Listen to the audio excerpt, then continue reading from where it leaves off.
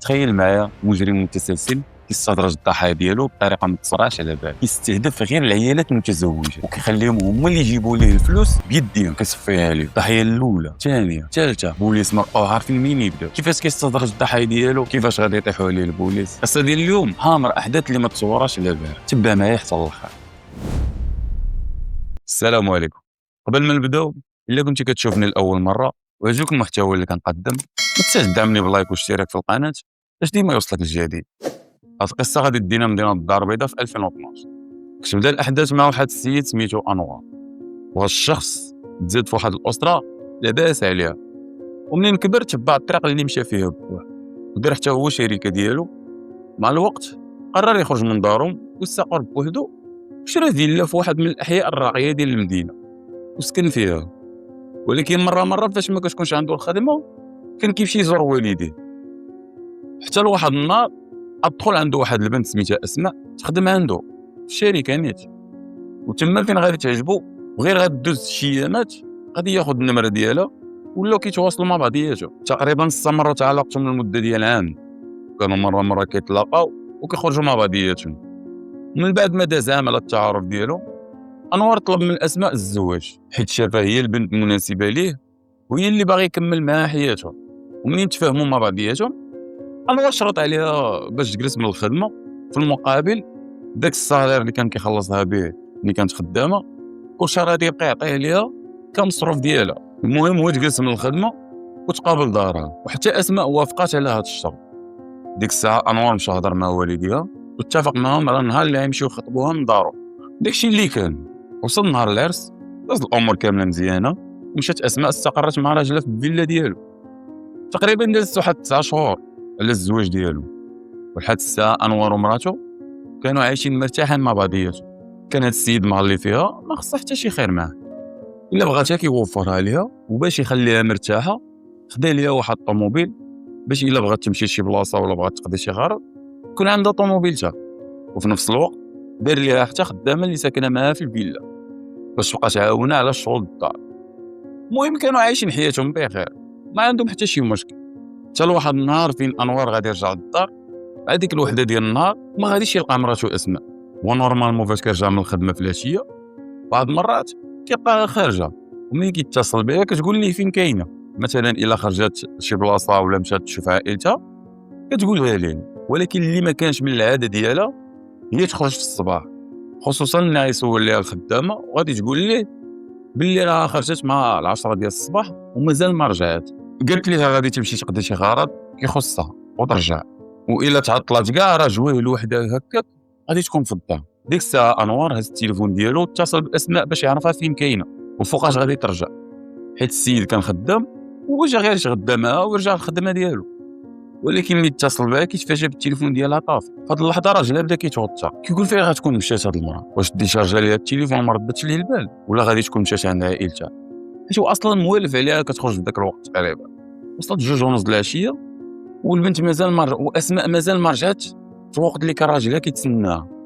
انوار تفكر بلي خاصو يهز شي ورق باش يديهم معاه للشركه، وهاد الوراق كان حاطهم في الكوفر فور اللي في بيت الناس ديالو. السيد غير طلع للبيت وحل الكوفر فور وتصدم، فلوسو كاملين اللي كان حاطهم فيه تقريبا المبلغ ديال 50 مليون ما كاينه منه حتى درهم، وحتى من الذهب ديال مراتو ما كايناش. انوار في ديك اللحظه تخلع وبدا كيغوت على الخدامه. ملي طلعت عنده قال لها اسماء فاش كانت خارجه من الدار شنو كتهز معاها؟ غتقول لي بلي كانت هازه الساك الكحل اللي مولف كدير فيه البيسي ديالو. السيد ملي لقى فلوسو ما كايناش ومراته ما كاين حتى شي خبر عليها، اول حاجه طيح في بالو واش زعما تكون اسماء هزت ديك الفلوس كامله والذهب وهربت من الدار. الله اعلم. بحال الساعه راجلها ما كان فاهم حتى شي حاجه من هذا الشيء اللي وقع. الحاجه الوحيده اللي بانت ليه يديرها هو يتصل بعائلتها، عيط لما وباه وسولهم واش مشات عندهم هذا الصباح. والديها غيقولوا ليه لا ما شافوهاش داك النهار، اخر مره كانت مشات عندهم تقريبا هذه سيمانه. ياك لاباس واش واقع شي حاجه؟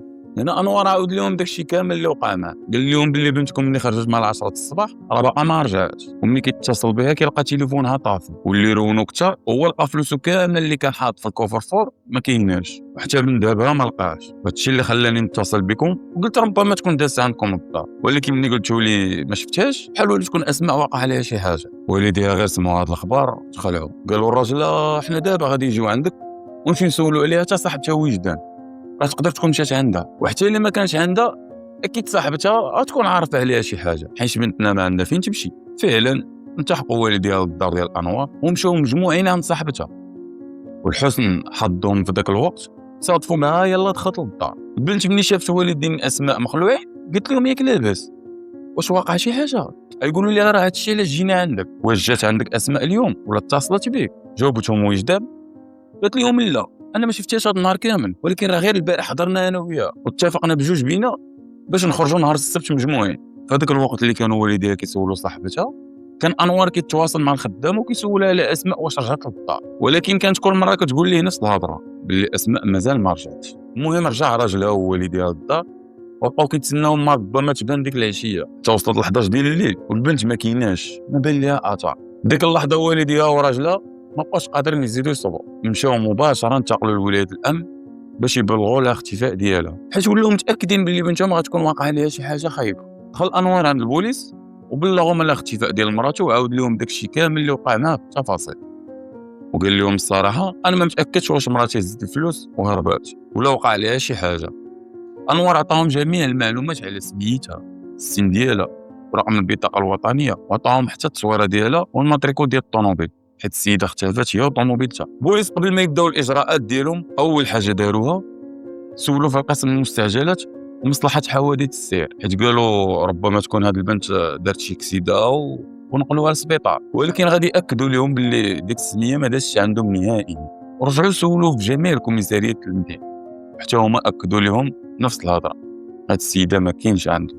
ديك الساعه قالوا لهم دابا غير سيروا بحالكم وحنا الا لقيناها ولا عرفنا عليها شي حاجه جديده غنعلموكم بها. تقريبا داز السيمانه ولحد الساعه البوليس ما تواصل حتى شي جديد بخصوص اسماء، حتى لواحد العشيه في واحد الغابه كانت قريبه من واحد الكيريان، واحد الشخص كيسكن في ديور الصافح اللي تما. من بعد ما كان ضارب دويره في ديك المنطقه اتبان لي واحد الطوموبيل كحله من نوع فولفو واقفه في ديك الغابه. السيد ملي شاف الطوموبيل ساويه واقفه بواحد الطريقه مشبوهه قال ارا نمشي نضرب شي دوره حداها نشوف كاين تما، ما ربما ندبر من عندهم شي صرياف واخا غير باش ولكن ملي وصل حداها كيتفاجأ بالطوموبيل ما كاين فيها حتى شي واحد، وحيد الدريس كان داير في الضوء بزاف وبغى يعرف كلشي جرب لي يفتح البيبان باش يشوف واش محلوله ولا لا، وفعلا يلقى الطوموبيل محلوله. دريس في ديك اللحظه لاحظ باللي كاينه شي بقعه ديال الدم على الكوسان اللي القدام، والمشكل ماشي منين لقى الاثار ديال الدم غادي يخاف ويمشي بحال حتى لا كتردو في الضوء اللي فيه عاد ما ضرو راسو باش يزيد يقلب في الطوموبيل. ما عرفش واش قال ليه راسو غادي يلقى الفلوس ولا شي حاجه اللي سرقها الله اعلم. المهم ما لقى حتى شي حاجه، داز الكوفر ديال الطوموبيل ما فتح الكوفر الناعي لقى قدامه جثه ديال المراه في مرحله متقدمه من التحلل لدرجه ما كان هذا المنظر صعيب عليه بقى كيغوت وضربها بالجريه وحده حتى وقف حدا الكريال اللي كيسكن فيه. الناس اللي كانوا تما ملي شافوه في ديك الحاله مشاو كيسولوه باش يعرفوا شنو واقع عليه، وهنا فين يعاود لهم داك الشيء اللي شاف. يقول لهم باللي لقى واحد الطوموبيل واقفه بوحدها في ديك الغار، وملي فتح الكوفر لقى فيه مراه مقتوله وجثه ديالها متحله. الناس ديال المنطقه باش يتاكدوا من الهضره ديالو رجعوا مشاو معاه حتى لديك البلاصه. ملي وصلوا فعلا غتبان لهم ديك الطوموبيل واقفه في نفس البلاصه اللي ذكر لهم، والكوفر ديالها محلول حيت دريس بكثره الخلعه سمح في الكوفر محلول ومشى كيجري. الجثه بحكم كانت بدايه التحلل كانت كتطلع منها واحد الريحه اللي كاريها بزاف، وهذا الشيء كيبين على ان الضحيه هذه مده طويله باش تقتلات. ديك الساعه مشاو الناس ديال المنطقه علموا البوليس اللي بدورهم انتقلوا معاهم لعين المكان، وملي وصلوا فعلا كيكتشفوا الجثه ديال المراه وكان واضح باللي هاد السيده تعرضت لجريمه قتل بشعه. البوليس اول حاجه داروها سدوا ديك المنطقه كامل وعلموا الشرطه العلميه باش يلتحقوا بها، ومن خلال المعاينه اللي دارت الشرطه العلميه اكتشفوا قدامهم جثه ديال المراه لابسه سروال التين وقميجه، واخا الجثه كانت بدات في مرحله التحلل كان واضح عليها الاثار ديال الطعن في الجسم العلوي ديالها، وهذا الشيء من خلال الدم اللي كان في حوايجها. الشرطه العلميه عطاو كحد تقدير للوفاه ما بين 5 ايام حتى الاسبوع باش تقتلت هاد السيد. المهم ملي قلبوا ديك الطوموبيل كيلقاو الاوراق ديالها كاينين وسط منه، ولقاو حتى البزطام فيه البطاقه الوطنيه ديال الضحيه، وتما فين يعرفوا باللي الطوموبيل راه هي مولاتها. وللاسف هاد السيده كانت هي اسماء اللي تقريبا هذه سيمانه وهي مختفيه وعائلتها كيقلبوا عليها. البوليس ملي كملوا جميع الاجراءات ديالهم نقلت الجثه لمستودع الاموات حتى يفحصها الطبيب الشرعي، حيت من خلال التقرير كيعرفوا الاسباب والملابسات اللي ادت لهذه الجريمه. البوليس ملي رجعوا يبحثوا مع دريس اللي اكتشف الجثه، السيد عاود لهم داكشي كامل اللي وقع معاه من الاول حتى للاخر. ومنين سولوا الناس اللي كانوا حاضرين لهذه الواقعه حتى هما اكدوا لهم نفس الهضره، باللي الاقوال اللي دلا بها دريس راه هي اللي كاينه، يعني السيد ما كيكذبش عليهم. ولكن المشكل اللي كان عنده هو فاش قلب الطوموبيل وخلى عليها البصمات ديالو. هادشي اللي كيخلي البوليس يشكوا فيه، حيت يقدر يكون هو وداير لهم التمثيليه كامل. داكشي علاش ضروري ما يطلعوه وينزلوه شويه في التحقيق باش يعرفوا شنو تحت راسو، ويعرفوا واش بصح هاد السيد البريء كيف ما كيقولوا ولا عنده علاقه بهذه الجريمه. ومن بعد بحث طويل معاه في الاخر البوليس تاكدوا باللي ما عنده حتى شي دخل في هذه القضيه. هادشي اللي خلاهم يطلقوه يمشي بحاله. منين بوانتاو الرقم البطاقه الوطنيه ديال الضحيه عرفوا باللي راجلها سبق ليه دار بلاغ على الاختفاء ديال ديك السعادات استدعوا راجلها ومنها يبحثوا معها. وفي نفس الوقت يعلموه بهذاك الشيء اللي وقع لمراته. انوار غير دخل عند البوليس وقبل ما يعلموه كاع بداك الشيء اللي وقع لمراته بداو كيطرحوا عليه بعض الاسئله وسولوا واش مراتك كانت خدامه.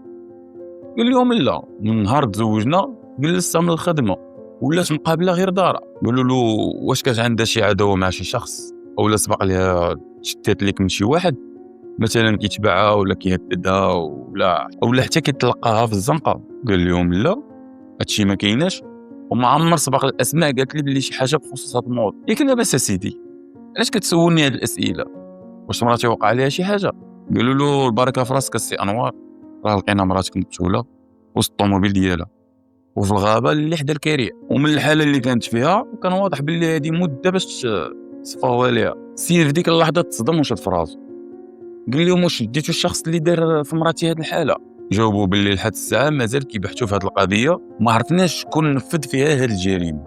هنا البوليس رجعوا يسولوه واش مراتك كان عندها شي شخص قريب ليها بزاف، مثلا شي صاحبتها ولا شي حد من عائلتها؟ قال لهم فعلا كاين واحد صاحبتها سميتها وجدات وهي اللي كانت مولفه تمشي عندها وكتخرج معها بزاف، وهذه هي المعلومه الوحيده اللي ذكر لهم راجلها. البوليس غير خداو الاقوال ديالو دازو نيشان استدعوا صاحبتها وجدات، ربما يعرفوا منها شي معلومه جديده. وجدات كتقول للبوليس بلي اخر مره شافت فيها اسماء تقريبا داز شي 15 يوم، وغير قبل الاختفاء ديالها بنهار كانت تواصلت هي وياها واتفقوا باش يخرجوا بجوج بهم نهار السبت، ولكن في ذاك النهار هي ما شافتهاش وما اتصلتش بها نهائي. قالوا لا مادام انت صاحبتها المقربه يعني تكون الضحيه كتعاود لك بزاف ديال الحوايج عليها وتقدر تكون كتثق فيك وكانت كتعاود لك حتى الاسرار ديالها. قالت لهم بصح اسماء كانت قريبه ليا بزاف تعاود لي اي حاجه كتخصها. قالوا لا ايوا لا وجدان، حتى حنا داك الشيء اللي جبناك عندنا باش تعاوني معنا وما تخبي علينا حتى شي حاجه. شنو كتعرفي على صاحبتك؟ واش عارفه فين كتخرج ولا مع من كتلاقى؟ نعرف بلي هي مزوجه ولكن تقدر تكون عندها علاقه مع شي شخص اخر وكانت كتلاقى معاه في الوقت اللي ما كيكونش راجلها. وجدان تقول لهم الصراحه انا هادشي ما عارفاش، ما عمر اسماء عاودت لي باللي كتعرف شي واحد، ولكن اللي ناكد لكم هي البنت كانت داخله سوق راسها وماشي من داك النوع اللي تقدر تخون راجلها. من بعد ما البوليس بحثوا مع صاحبتها وجدان لقاو راسهم ما وصلوا حتى شي جديد في هذه القضيه. هنا غادي يستدعوا الخدامه والكارديان ديال الفيلا باش يطرحوا عليهم شي اسئله خصوص النهار اللي اختفت فيه اسماء. قدامها تقول لهم باللي في ديك الصباح فاقت اسماء فترات وقالت لها غادي تخرج تقضي شي غرض وترجع في حدود الوحده ولا الجوج كاع تكون في الدار، وهزت ساكادو ديال راجلها وخرجات. هادشي نيتو هو اللي اكدوا لهم حتى الكارديان باللي اخر مره شاف فيها الضحيه هي ملي خرج ليها الطوموبيل وركبت فيها ومشات.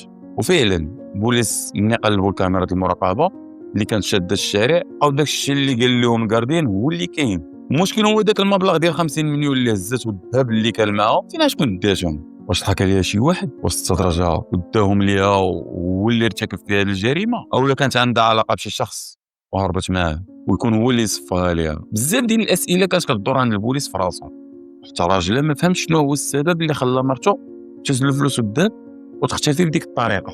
في هذه الفتره كيخرج تقرير الطب الشرعي اللي كيقول باللي الضحيه توفات جويه ديال 12 ديال النهار، يعني من بعد ساعتين ما خرجش من الدار. اما سبب الوفاه كانوا هما دوك الطعنات اللي تلقات على مستوى الجسد ديالها، تلقى طعنه في القلب والثاني كانت على مستوى البطن ديالها. اما المعلومه المهمه في هذا الشيء كامل هي الشرطه العلميه اكدت بان الضحيه كانت تعرضت للاغتصاب قبل الوفاه. البوليس مده هما كيبحثوا في هذه الجريمه ولكن بدون نتيجه، ما توصلوا حتى شي راس الخيط اللي يتبعوا ويفكوا به هذا اللغز ديال هذه القضيه. هذا الشيء اللي غادي يخليهم يدوزوا الوسائل التقنيه اللي هي يديروا الخبره على الرقم الهاتف ديالك. منين غادي يخرج تقرير ديال شركه الاتصالات غادي يلقاو اغلبيه ديال المكالمات كانوا كيجيو من واحد النمره، ومنين داروا الخبره حتى على ديك النمره هو ما مسجله بحتى شي سميه، يعني الشخص اللي كان كيستعملها خداها غير من الزنقه بحال هو اللي يكون هو مول الفعل، وكان واخد جميع الاحتياطات ديالو باش ما يتعرفش. البوليس كيبحثوا في هذه القضيه لمده ديال شهرين، حتى لواحد النهار فين غيدخل واحد السيد عندهم الكوميساريه وغادي يبلغ البوليس باللي هذه 5 ايام باش اختفت مراته ما بقى عارف عليها حتى شي حاجه. هذا السيد كيقول باللي هو مستقر في فرنسا ولكن عنده واحد الدار في كازا ومخلي فيها مراته. هاد 5 ايام الاخيره فين ما كيتصل بمراته كيلقى التليفون ديالها طافي، يقول لهم ملي دازت يومين وانا كنتصل بها وما كتجاوبنيش، علمت العائله ديالي باش يمشيو يشوفوا شنو وقع ليها، حتى كيتصلوا بيا وكيقولوا لي باللي راه حنا كندقوا عليها وما كتحلش علينا الباب. وهذا الشيء اللي خلاني نهبط للمغرب، حيت خفت لا قدر الله تكون وقعت ليها شي حاجه في الدار وما جايب ليها حد اخبار. ولكن ملي حليت الباب ودخلت كنكتشف باللي مراتي ما كايناش في الدار، ومني قلبت على واحد المبلغ ديال 12 مليون كانت مراتي قالت لي باللي جمعها ومخبيه عندها في الماري، حتى هو ما لقيتوش. وهذا الشيء اللي خلاني نجي نبلغ على الاختفاء ديالها. البوليس خداو جميع المعلومات على مراته وقالوا له حنا نديروا مجهودنا ولا عرفنا شي حاجه جديده غادي نعلموا. البوليس ملي ربطوا الاحداث ما بين الاختفاء ديال الاسماء اللي تلقات مقتوله مع مرات هذا السيد كيلقاو باللي كاين واحد التشابه كبير بيناتهم، حيت الضحيه الاولى حتى هي اختفت ومعها فلوس كبيره تلقات مقتوله، ومرات هذا الشخص حتى هي اختفت ومعها مبلغ ديال 12 مليون. زعما واش تكون القضيه الاولى عندها علاقه باختفاء السيده؟ من بعد ما داز يومين بالضبط البوليس كيتواصلوا ببلاغ من عند شي ناس كانوا كيديروا الرياضه واحد الجرده، وهاد الناس هادو كيقولوا للبوليس بلي لقاو جثه مقطعه ودايرينها في كرتونه وحاطينها في واحد الجرده. وهذا البلاغ سبب واحد الاستنفار امني كبير وسط الدائره الامنيه، خصوصا ملي كتعلق القضيه بجريمه قتل بهذه البشاعه. انتقلوا البوليس مرفوقين بكاع الاجهزه الامنيه لعين المكان، وتما فين غيتاكدوا من صحه البلاغ ملي غيشوفوا قدامهم 2 كرتونات كتنبعث منهم واحد الريحه اللي كاريها بزاف، وسط منهم جثه مقطعه كلها اجزاء صغيره، وغير من خلال الشعر ديالها كتبين لهم باللي الضحيه كانت مراه. من بعد ما دارت الشرطه العلميه خدمتها ورفعوا كاع البصمات وكاع الادله المشكوك فيها، نقلت الجثه المستودع الاموات باش تعرض على طب الشرعي. من دازت 48 ساعه خرج تقرير البصمات اللي كيبين الهويه ديال الجثه، والمفاجاه هي ملي غطلع الضحيه هي حالمه اللي راجلها قبل يومين اللي جا من فرنسا مشى دار محضر على الاختفاء ديالها. ديك الساعه البوليس تداو راجلها وعلموا باللي لقاو مراته مقتوله والجثه ديالها كانت في واحد الحاله لا يرثى لها. السيد منين عرف مراته صفاو عليها ما بقى فاهم حتى حاجه، خلاوه واحد المده بين ما يتهدن واستوعب الكارثه اللي وقعت لمراته، ورجعوا سولوه باش يعرفوا شنو تحت راسو حتى هو، واش عنده علاقه بهذا الشيء هذا اللي وقع لمراته او لا. طلبوا منه الباسبور ديالو باش يشوفوه فوقاش اخر مره دخل المغرب، وفعلا كيلقاوه دخل غير في ديك الايامات اللي جا بلغهم فيها، يعني راجل ما عنده حتى شي يد في هذه الجريمه. البوليس باش ما يزيدوش يتعطلوا اكثر مباشره انتقلوا للحومه اللي كيسكن فيها الضحيه باش يبحثوا حتى مع الجيران الامل هذه المره يعطيوهم شي معلومه اللي تفيدهم في هذه القضيه. ومن خلال البحث اللي داروا مع الجيران عرفوا منهم باللي الضحيه كان ديما كيدخل عندها واحد الشخص للدار، وهما بحكم كانوا كيشوفوه ديما كيجي عندها كيسحب لهم باللي من عائلتها، حيت كيقولوا باللي كانوا كيشوفوه داخل مرتاح وخارج مرتاح، يعني ماشي شي واحد اللي كان كيدخل مخبي. وهذا الشيء اللي خلاهم ما يشكوش فيه. سولوهم فوقاش اخر مره شفتوه داخل عند الدار، يقولوا للبوليس هذه غير 10 ايام باش شفناه هنايا. اما المعلومه الجديده اللي ذكروا لهم هو المواصفات ديال هذا السيد، هو شخص اللي طويل وسمر وداير واحد اللحيه وكيشوفوا كيجيب واحد الطوموبيل من النوع ديال السياط. من الاحتمال اللي فكروا فيه البوليس قالوا ما ربما يكون هذا الشخص هذا كان هو الخليل ديالها، بحال والو يكون هو اللي صفاها ليها بديك الطريقه البشعه. الضابط اللي كان مع الفرقه اللي مكلفه بالبحث فكر في اسرع طريقه باش يوصل للهويه ديال هذا الشخص، هي يديروا الخبرات التقنيه على نمره التليفون ديال الضحيه، حيت بطبيعه الحال مادام كيجي عندها حتى للدار الا بغا يكون كيتصل بها. ولكن ملي خرج تقرير الخبره سبب واحد الصدمه كبيره للبوليس، حيت غادي يلقاو النمره اللي كتواصل مع الضحيه الاولى اسماء اللي كانوا لقاو ما مسجلاش حتى شي سميه لاقاتو معايا هي نفس النمره اللي لقاوها كتواصل مع الضحيه الثانيه. المجرم كان كيستعمل نفس الرقم باش يستدرج الضحايا ديالو. واش يقدروا يوصلوا ليه دغيا؟ قرروا يديروا واحد الخطه اللي هي يراقبوا الرقم ديالو حتى يشعل ويعرفوا معاه من كيتواصلوا ويحاولوا يوصلوا لذاك الشخص اللي كيتواصل معاه، حيت احتمال كبير يكون حتى هو كيخطط باش يصفيها ليه. لقاو البوليس مراقبين ديك النمره لمده ديال 3 شهور حتى غتبان لهم النمره شعلات واتصلت بواحد الرقم. البوليس ديك الساعه غيتواصلوا مع الشركه ديال الاتصالات باش تعطيهم الهويه ديال الشخص اللي كيتواصل معاه المشتري به، وفعلا عطاهم جميع المعلومات على مول هذا الرقم اللي كان كيرجع لواحد البنت سميتها سهام، وكتسكن حتى هي في مدينه الدار البيضاء. مباشره انتقلوا البوليس للدار ديالها ودقوا عليها، هي تخرج عندهم سهام. سلام لاله، واش انت هي سهام؟ قالت لهم انا هي. علاش ياك لاباس؟ ديك الساعه طلبوا منا البوليس تمشي معاهم حيت بغاو يهضروا معاها في واحد الموضوع اللي كيخصها. مشات معاهم سهام الكوميساريه. اول سؤال طرحوه عليها: واش انت مزوجه؟ جاوبتهم مزوجه. قالوا لا فين هو راجلك؟ غتقول لهم بلي راجلي خدام في الصحراء عسكري وما كيجي على 6 شهور. وراوها النمره ديال التليفون اللي كانت كتعيط ليها. قالوا لها: واش كتعرفي شكون مول هاد النمره؟ سهام غير شافت النمره قالت لهم النمره ديال هشام هذا. قالوا لها: شكون هاد هشام؟ السيده هي تحني راسها وسكتات. البوليس اللي شافوها ما بغاش تهضر. قالوا لها: الشريفه، راه حنا كنبحثوا في جريمه قتل، ومن هذا الرقم اللي كان كيتواصل معك راه مشتبه به بجوج ديال الجرائم، واحتمال كبير غتكون انت هي الضحيه الثالثه. سهام غير سمعت بلي القضيه فيها جرائم قتل وهي تخلع. ديك الساعه بدات كتعاود لهم على نوع العلاقه اللي كتجمعها مع هذا السيد. سهام تقول لهم بلي مؤخرا تعرفت على هشام ولات بيناتهم علاقه غراميه، ومن العاده ديالو كان كيتصل بها وكيخبر واحد المده، وملي كيرجع كيتصل بها كيقول لها: حكا راه كنت مشغول وكانت عندي الخدمه بزاف. داكشي علاش كنضطر نغبر عليه. السيده من خلال الهضره ديالها كانت كتبين البوليس بلي ندمات على هادشي اللي دار من مورا راجلها، زعما بحال جات تأنيب الضمير حيت كانت كتخون راجلها. المهم من خلال البحث اللي داروا مع البوليس عرفوا بلي هشام كان داير يتلاقى معها نهار الجمعه في العشيه، وهادشي اللي غيخليهم يتفقوا معها. قالوا لها: غادي تخلي داك الاتفاق بيناتكم كيف ما هو، وغادي يمشي تلاقي معاه في القهوه، وفي نفس الوقت حنا غادي نبقاو مراقبينك من بعيد، حيت هذه هي الطريقه الوحيده باش نقدروا نعتقلوه دغيا. وفعلا وصلوا نهار الجمعه وبقاو البوليس مراقبين سهام حتى دخلت القهوه اللي متفقين يتلاقاو فيها. واحد شويه غيبان لهم هشام دخل وجلس حداها. ديك الساعه البوليس دخلوا عليه واعتقلوه وسط القهوه ودوه معاهم باش يبحثوا معاه مزيان. غير دخلوه لمركز الامن وراوه التصويره ديال حليمه واسماء وسولوه: واش كتعرف هاد البنات؟ من بعد واحد المده هو كيحقق في تصاورهم غيقول لهم: لا انا ما كنعرفهمش، ما عمري شفت هاد البنات. سولوه: واش عندك شي طوموبيل؟ قال لهم: ايه. قالوا له: شنو النوع ديالها؟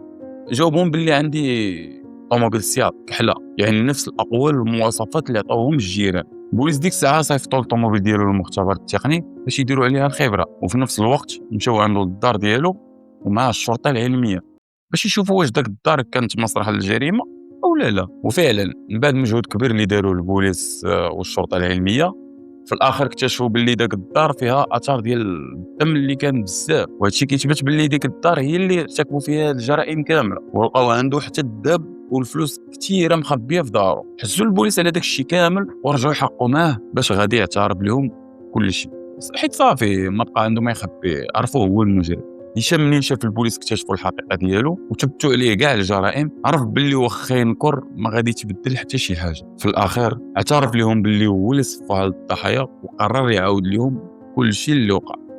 هشام كانت هذه هي الخدمه ديالو، كيستهدف غير البنات المتزوجات وبالضبط اللي رجالاتهم ما كيكونوش عايشين معاهم، كيبقى يدور بهم حتى كيدخل معاهم في علاقه، ومني كيعرف باللي عندهم الفلوس في الدار كيدير لهم السماوي، كيبقى ينصب عليهم حتى كيجيبوا له الفلوس. وهذا الشيء اللي كيوقع بزاف ديال الناس، يوقف عليهم شي حد يمشي يجبد له من دارو الفلوس كامل اللي عنده كيعطيها لهم، حتى كيدوز واحد المده عاد كيستوعب باللي تنصب عليه وداو ليه فلوس. وهذا الشيء بالضبط اللي كان كيدير لهم، كان كيستدرجهم يجيبوا ليه الفلوس وداك الشيء كامل اللي عندهم في الدار هو كيبقى في دارو. ملي كيتواصل مع الضحيه وكيعطيه الفلوس على حسب الاقوال ديالو، ديك الساعه كيغتصبهم وموراها كيصفيها لهم. اسماء من بعد ما صفاها ليها ودارها في الكوفر ديال الطوموبيل ديالها وداها حتى لديك الغابه وحطها في الطوموبيل ديالها وهرب. اما حليمه حتى هي استدرجها بنفس الطريقه، ولكن حيت البنيه الجسمانيه ديال حليمه كانت صحيحه وباش تسهل عليه يخرج الجثه ديالها بلا ما يلاحظوا عليه الناس، طريقه قطعها لاجزاء صغيره ودارها في الطوموبيل ديالو وداها حتى لديك الجرده وحطها تما. كون ما اعتقلوش البوليس كانت سهام غتكون هي الضحيه الثالثه. من بعد ما اعترف اليوم وبوليس حولوا الملف ديالو للمحكمه وتحكم عليه بالاعدام. كانت هذه القصه ديال اليوم. الا وصلتي حتى لهنا ما تنساش تشاركني رايك في التعليقات، ونشوفكم فيديو جديد ان شاء الله.